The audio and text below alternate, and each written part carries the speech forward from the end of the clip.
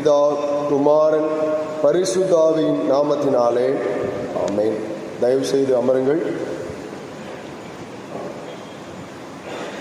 கர்த்தரும் அருமை இரட்சகரும் ஆகிய இயேசு கிறிஸ்துவின் இனிதான நாமத்தினாலே இந்த பரிசுத்தமான ஓய்வு நாளின் அதிகாலை ஆராதனையில் பங்கு பெற்றிருக்கிற உங்கள் யாவரையும் அன்போடு கூட வாழ்த்தி வரவேற்கிறோம்.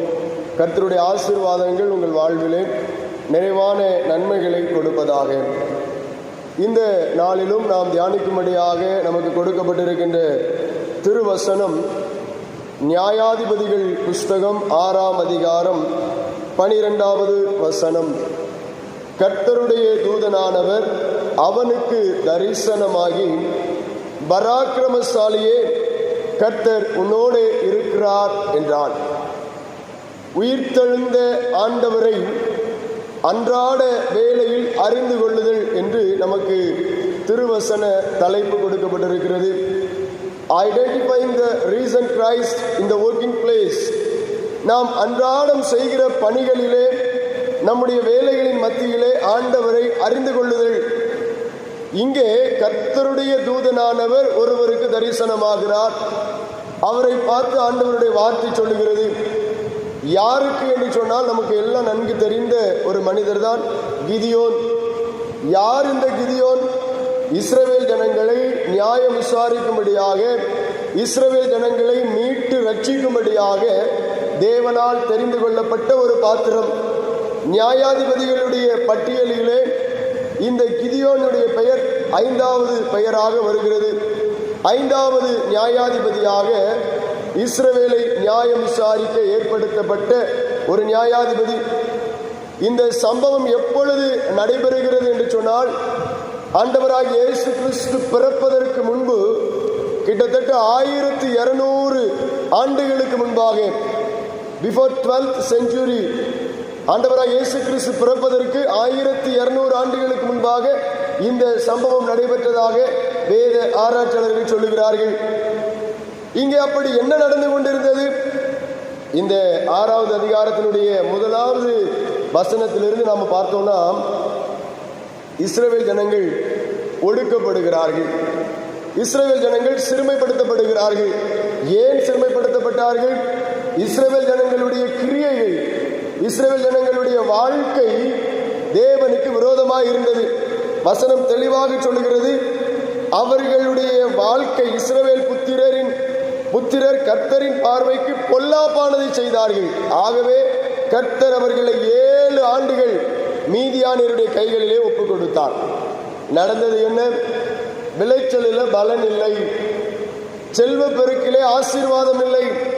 தன்னுடைய சொந்த நாடை, சொந்த வீட்டை, சொந்த இனத்தை விட்டுவிட்டு மலைகளிலும் குகைகளிலும் குன்றுகளிலும் ஒளிந்து வாழுகின்ற ஒரு வாழ்க்கை. அந்த வாழ்க்கையின் மத்தியில இங்கே கிதியோன் ஒரு கர்வாலி மரத்தின் கீழ் அங்கே அந்த ஆலைக்கு முன்பாக அமர்ந்து கொண்டு கோதுமையை பிடைத்துக் கொண்டிருக்கிறான். அப்பொழுது கர்த்தருடைய தூதனானவர் இந்த கிதியோனுக்கு தரிசனமாகி சொல்லுகிறார், பராக்கிரமசாலியே, கர்த்தர் உன்னோடு கூட இருக்கிறார். அன்றாட வேளையில் ஆண்டவரை அறிந்து கொள்ளுதல், நாம் செய்து கொண்டிருக்கிற பணியின் மத்தியிலே, நம்முடைய குடும்ப சூழ்நிலையின் மத்தியிலே ஆண்டவர் நமக்கு தம்மை வெளிப்படுத்த விரும்புகிறார். எப்படி வெளிப்படுத்த விரும்புகிறார்? அங்கே சொல்லப்பட்டிருக்கிறது, பராக்கிரமசாலியே, கர்த்தர் உன்னோடு கூட இருக்கிறார். கிதியோன் என்றாலே மைட்டி வாரியர் என்றுதான் அர்த்தம். கிதியோன் என்ற பெயருக்கு பராக்கிரமசாலி என்றுதான் அர்த்தம். ஆனா இந்த பராக்கிரமசாலி எப்படி காணப்படுகிறார்? பயந்து போய், ஏமாற்றத்தின் நடுவில் சோர்ந்து போய் அவர் சொல்லுகிறார், கர்த்தர் உன்னோடு கூட இருக்கிறார் என்று சொன்னபோது, ஆண்டவர் எங்களோடு கூட இருந்தா எங்களுக்கு ஏன் இந்த நிலைமை? எனக்கு அன்பானவர்களே, இந்த காலை வேளையில பல்வேறு விதமான சூழ்நிலையின் மத்தியில, பல்வேறு விதமான தேவைகளின் மத்தியில கர்த்தரை தொழுது கொள்ளும்படியாக வந்திருக்கிற நம் ஒவ்வொருவரையும் பார்த்து ஆண்டவர் சொல்லுகிறார், நான் உன்னுடனே இருக்கிறேன். அதற்கு நான் கொடுத்து கொண்ட தலைப்பு யெகோவா ஷம்மா, கூடவே இருக்கிறவர். சும்மா கூட இருக்கிறவர் அல்ல, ஷம்மா, அவர் கூட இருக்கிறார், அவர் துணையாக இருக்கிறார், அவர் நம்மோடு இருக்கிறார். சேனைகளின் கர்த்தர் நம்மோடு இருக்கிறார். யாக்கோபின் தேவன் நமக்கு உயர்ந்த அடைக்கலமானவர். அங்கே கிதியோனை பார்த்து சொல்லப்படுகிறது, பராக்கிரமசாலியே, உன் கூட கர்த்தர் இருக்கிறாரப்பா. அவன் சொன்னான், கர்த்தர் என் கூட இருந்தா ஏன் எங்களுக்கு இந்த பிரச்சனை, எதுக்கியா எங்களுக்கு இந்த வேதனை, நாங்க எதனால இப்படி மலைக்குள்ள குண்டுகளுக்குள்ள பயந்து போய் இருக்கணும், நாங்கள் விளைவித்த எங்கள் விளைச்சலின் பலனை அனுபவிக்க முடியவில்லை, எங்கள் கைகளின் பிரயாசத்தை சாப்பிட முடியவில்லை. திடீரென்று மீதியானியர்கள், அமலேக்கியர்கள், கிழக்கத்திய புத்திரர்கள் திடீரென்று படையெடுத்து வருகிறார்கள், எங்களை அழித்து போடுகிறார்கள். ஆனா நீர் சொல்லுகிறீர், கர்த்தர் உம்மோடு கூட இருக்கிறார் என்று. நாங்கள் கேள்விப்பட்டிருக்கிறோம், எங்கள் பிதாக்களை எகிப்திலிருந்து வழிநடத்தி வந்த அந்த தேவ மகிமையை கேட்டிருக்கிறோம், கேள்விப்பட்டிருக்கிறோம். ஆனா இப்ப எங்களோடு கூட ஆண்டவர் இல்லை என்கின்ற சோர்வுற்றவனாக அவர் அங்கே சொல்லுகிறார். இந்த கால வேளையில தேவ சமூகத்தில் வந்திருக்கிற நமக்குள்ளாக பல கேள்விகள் இருக்கலாம். ஆண்டவர் எங்களோடு கூட இருப்பார், ஆனால் எனக்கு ஏன் இந்த பிரச்சனை, என் தொழில ஏன் எனக்கு நஷ்டம், என் குடும்பத்தில் ஏன் பிரச்சனை, என் சரீரத்தில் ஏன் எனக்கு இந்த வியாதி, என் மனதில் ஏன் இந்த போராட்டம், என் வாழ்க்கையில் ஏன் இந்த கலக்கம் என்கின்ற சூழலில் நீங்கள் இருக்கலாம். எனக்கு அன்பானவர்களை, ஒன்றை மாத்திரம் புரிந்து கொள்ளுங்கள், ஆண்டவர் உங்களோடு இருப்பதினால் தான் நீங்கள் இந்த காலை வேளையிலே அவருடைய சமூகத்திலே அமர்ந்திருக்கிறீர்கள். அல்லேலூயா, அல்லேலூயா. இல்லை என்று சொல்ல, என்றைக்கோ நாம் மடிந்து போயிருப்போம், என்றைக்கோ நம்முடைய வாழ்க்கை மாறி போயிருக்கும், என்றைக்கோ நம்முடைய வாழ்வு ஒளிந்து போயிருக்கும். கர்த்தர் நம்மோடு கூட இருப்பதனால் மாத்திரமே நாம் இந்த இடத்தில் அமர்ந்திருக்கிறோம். இரண்டாவது, இந்த வேத பகுதியின் மூலமாக நான் கொடுத்து கொண்ட தலைப்பு யெகோவா சாலே. யெகோவா சாலே, the Lord is my strength, the Lord is my rock என்று சொல்லுவார்கள். என்ன பொருள்? உன்னை அனுப்புகிறவர் நான் அல்லவா, உனக்கு இருக்கிற இந்த பலத்தோட போ. அவனுக்குள்ள பலன் இருந்தது, மைட்டி வாரியர் தான், அவன் பலசாலி தான், பராக்கிரமசாலி தான். ஆனால் அவனுடைய பலன் அவனுக்கு புரியவில்லை. ஆண்டவர் சொல்லுகிறார், உன்னை பலப்படுத்துகிற கர்த்தர் நான் உன்னுடனே இருக்கிறேன், நான் உன்னுடைய பலனாயிருப்பேன், என் கிருபை உனக்கு போதும், உன் பலவீனத்தில் என் பலன் பூரணமாய் விளங்கும் என்று சொல்லி ஆண்டவர் வாக்குத்தத்தம் தருகிறார். யெகோவா சாலே, கர்த்தர் நம்முடைய பலன். ஒருவேளை எனக்கு ஒன்றுமே முடியலை, நான் எவ்வளவோ முயற்சித்து பார்த்துட்டேன், எவ்வளவோ பிரயாசப்பட்டு விட்டேன், என்னால் ஒன்றுமே முடியவில்லை என்கின்ற சோர்ந்து போன நிலைமையில் வந்து இருக்கிறீர்களோ, என் ஆண்டவர் சொல்லுகிறார், நான் உன்னுடைய பலனாய் இருக்கிறேன். யெகோவா சாலே, the Lord is my strength. ஆண்டவர் நம்முடைய பலன். அவர் அன்றைக்கு கிதியோனின் மூலமாக இஸ்ரவேல் ஜனங்களுக்கு ரட்சிப்பு கொடுத்தார், ரட்சிப்பை கொண்டு வந்தார். உங்களையும் ஆண்டவர் பயன்படுத்த விரும்புகிறார். தான் உண்டு, தான் வேலை உண்டு சொல்லி ஒரு ஓரமா அமர்ந்து கொண்டு தன்னுடைய குடும்பத்திற்காக அங்கே கோதுமையை புடைத்துக் கொண்டிருந்த கிதியோன், ஆண்டவர் சொன்னார், உனக்கு இருக்கிற இந்த பலத்தோட போ, அது எந்த காரியமா இருந்தாலும் சரி, ஏன்னா உன்னோடு இருக்கிற கர்த்தர் அவர் பெரியவர், உன்னோடு இருக்கிற கர்த்தர் அவர் உன்னை பலப்படுத்துவார், அவர் நமக்கு பலன் தருகிறவர். யெகோவா சாலே. மூன்றாவது, இந்த வேத பகுதியின் மூலமாக கர்த்தர் நம்மோடு கூட கிதியோனோடு கூட பேசின ஒரு காரியம், யெகோவா ஷாலோம், சமாதானம் தருகிறவர். அவன் தேவனை தரிசித்த பொழுது, தேவனை கண்ட பொழுது அவன் பயந்து நடுங்கினான். ஆண்டவர் சொன்னார், பயப்படாது, நீ சாவதில்லை, உனக்கு சமாதானம். யெகோவா ஷாலோம், சமாதானம் தருகிற கர்த்தர். அவன் உள்ளத்துக்குள்ள மிகப்பெரிய ஒரு போராட்டம். அவனுடைய வாயின் வார்த்தைகளே சொல்லுது. என்ன சொல்லுது?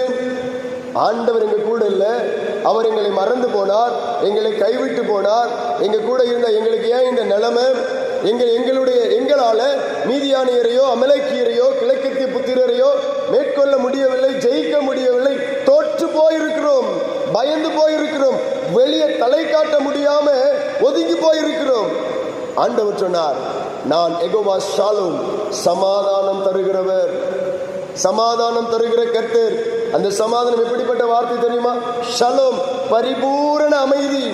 எல்லாம் இருப்பதினால சந்தோஷம் அல்ல, இருக்கிறதுல மன நிறைவு, செழிப்புள்ள ஆசீர்வாதம் உள்ள மன நிறைவுள்ள ஒரு வாழ்க்கை. யெகோவா ஷாலோம், சமாதானம் தருகிற கர்த்தர். இந்த கால வேளையில என் வாழ்வில ஒரு நன்மையும் இல்லை ஐயா, என் வாழ்வில ஒரு நிம்மதியும் இல்லை ஐயா, எங்க பார்த்தாலும் பிரச்சனை, சுற்றிலும் நெருக்கப்பட்டு இருக்கிறேன், ஒடுக்கப்பட்டு இருக்கிறேன் என்கின்ற சிந்தையோடு கூட இந்த இடத்தில் அமர்ந்திருப்பீர்கள் என்று சொன்னால் என் ஆண்டவர் சொல்லுகிறார், யெகோவா ஷாலோமாக நான் உன்னுடனே இருக்கிறேன், சமாதானம் தருகிற கர்த்தராக நான் உன் கூடவே இருக்கிறேன் என்று சொல்லுகிறார். ஆமென் அன்பானவர்களே, யெகோவா ஷம்மா அவர் நம்மோடு கூட இருக்கிற கர்த்தர். யெகோவா சாலே அவர் நமக்கு பலன் தருகிற கர்த்தர். யெகோவா ஷாலோம் நமக்கு சமாதானம் தருகிற கர்த்தர். இந்த கால வேளையில அப்படியே இருந்தவாறு கண்களை மூடி தேவ சமூகத்தில் நம்மை அர்ப்பணித்து, அன்றைக்கு கிதியோனுக்கு இருந்த அதே நிலைமை நம்முடைய வாழ்விலும் காணப்படலாம். என் வாழ்விலே என் கூடவே இரும் ஆண்டவர் என்று சொல்லுவோம். என் வாழ்விலே எனக்கு பலன் தாரும் ஆண்டவர் என்று சொல்லுவோம்.